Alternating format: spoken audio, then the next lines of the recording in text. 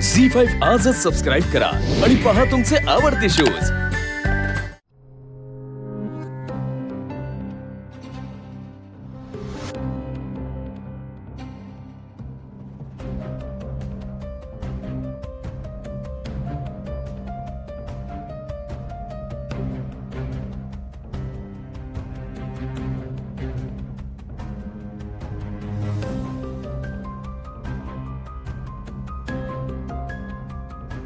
आजींना कसं वाटतं आता? बरं वाटतं बस। मला ना तुमच्याशी बोलायचं आहे थोडंसं। आजी माफ करा ना, मला चूक झाली हो माझी। मी असं लगेच तुमच्यावर आळ घ्यायला नको होतं। सॉरी। आजी ते पैसे सापडले, लॉकर मध्येच होते। आमचा विश्वास होताच, पण आता ते सिद्ध पण झालंय, तर प्लीज तुम्ही स्वतःला त्रास नका करून घेऊ। आणि जे झालं ना त्याचं उर्मिलाला वाईट वाटतंय। उर्मिला, अगं माझी वंदी आहे ना तशीच तुम्ही आहेस ग। मग त्याच अधिकारानं का नाही ग मला विचारलंस? काजी हे पैसे तुमच्याकडे कुठून आले हे सांगितलं असतं ग। मी खरंच सांगितलं असतं तुला की हे पैसे कुठून आले ते। वाईट एकाच गोष्टीचं वाटतं, इतके दिवस आपण सगळी जण एकत्र राहिलो, आनंदात राहिलो, आणि त्याच माझ्या माणसांनी माझ्यावर चोरीचा आळ घ्यावा। आजी माझं खरंच चुकलं। मी पाया पडू का? अगं उर्मिला ताई, हे बघा, आम्हाला कळतंय तुमचा गैरसमज झाला। आणि खरं सांगू का, ज्या दिवशी आम्ही या घरात आलोय ना त्या दिवसापासून तुम्ही आमची खूप काळजी घेते। पण आम्हाला कधी एका शब्दानं काही बोलला नाही तो तुम्ही। पण हे असं पाय वगैरे धरून माफी मागितलीत ना, तुम्ही आम्हाला परक करताय। पण आजी, उर्मिला शांत हो तू। त्यांना आराम करू दे। मी ना तुमच्यासाठी छान खायला करून आणते। हा आजी, तुम्ही हे सगळं म्हणजे हे जमीन विकणं वगैरे कधी केलं?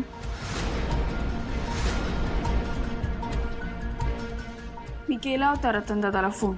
शिवा, त्याने मला सांगितलं आजीचा काही दिवसापूर्वी फोन आला होता, तेव्हाच हा सगळा व्यवहार केला तिने। मला नाही आवडलं आजी। तुला नाही कळणार ग। मला नाहीच कळत आहे की तू कशी वागतेस, कधी काय करशील, तू का विकली सगळं जमीन? त्या जमिनीपेक्षा घर महत्वाचं होतं का नाही? का आजी, पण मी आहे ना। अगं लेकरा, आता तू दिल्या घरची आहेस, तुझा संसार आहे, तुझं सासर आहे, तिकडं तू बघायला पाहिजेस ना। मी खमकी आहे की? अगं मी अशी घाबरणारी नाही आहे। अगं पण आजी, मी हे बघ, आता ना तो विषय आपण सगळ्यांनी बंद करूया। त्या पैशावर ना लय काही घडलंय ग, आता बंद करूया हा विषय।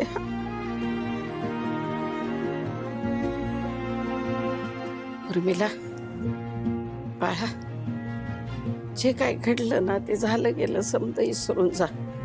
हा, मी माफ केलंय तुला। मी तुम्हाला सूप घेऊन येते। आजी काळजी घ्या।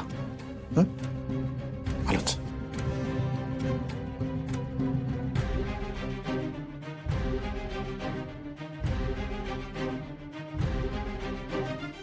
ताई,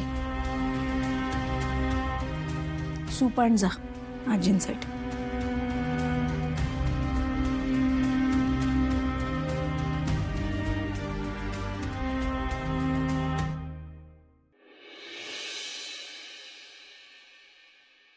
तुमचं घर गेलंय, तुमच्यावर एवढं मोठं संकट आलंय म्हणून तुम्हाला पैशांची गरज वाटली असेल। एवढा आयुष्यात पैसा तुम्हाला कधी कमवता आला नसेल म्हणून चोरी केलीत ना?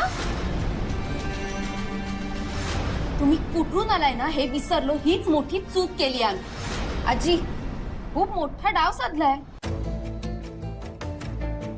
शिवा,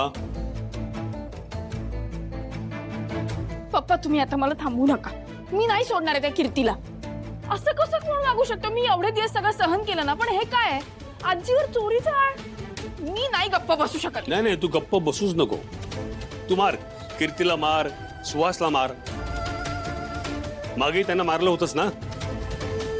आणि त्यांना घरच्यांनी एवढं समजावलं, काही फरक पडला का? नाही तू मार, कीर्तीला मारच तू.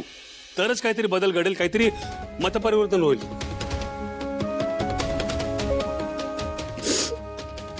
मी काय करू? मला नाही कळते आजीला केवढा त्रास झाला, किती वाईट वाटलं असेल तिला. काय करायचं यावर? बघ, कीर्तीला तू ओळखतेस, तिचा स्वभाव तुला माहिती आहे ना. त्रास करून घ्यायचा नाही.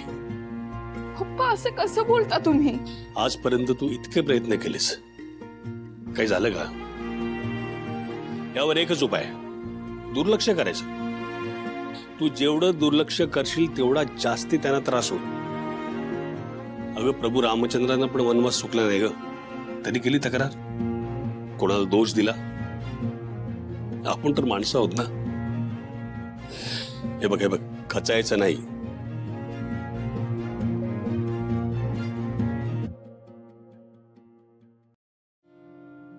शिवा, अगं शिवा, तुझं लक्ष कुठं आहे? हा झालं ना. शिवा, काय झालंय? हे बघ, सगळं नीट होईल. काहीच धड होत नाही आशू. एक झालं की दुसरं होत आहे. आता असं वाटतं की घरात सतत भांडणच होणार आहेत. दिव्याचं बोलणं नाही आवडलंय काकूला. आणि का आवडेल? कसं बोलली आहे ती? दिव्या पण कोणाचं ऐकून घेत नाही. आई आजी दोघींना पण खूप त्रास झाला. त्यांना कसं समजावं मला काहीच कळत नाही. आणि हे बघ, लेकीच्या सासरी असं होत असेल तर त्यांना दुसरीकडे जावंसं वाटणारच आहे. पण त्या नाही जाणार आहे घर सोडून. हे बघ आशू, पण काकूलाही दुखवायचं नाहीये ना. शिवा, मला असं वाटतं आत्ता ह्या गोष्टींबद्दल टेन्शन घेण्यापेक्षा आपण हे सगळं नॉर्मल कसं होईल याचा विचार करायला पाहिजे. कठीण आहे आशू सगळं, पण इम्पॉसिबल नाही आहे ना. शिवा, माझ्याकडे एक आयडिया. आपण एक काम करू, तू माझ्या फॅमिलीची जबाबदारी घे, मी तुझ्या फॅमिलीची जबाबदारी घेतो. चालेल? म्हणजे म्हणजे इथून पुढे मी त्यांच्याशी बोलतो. तू त्यांची काळजी करू नको. मग तर झालं.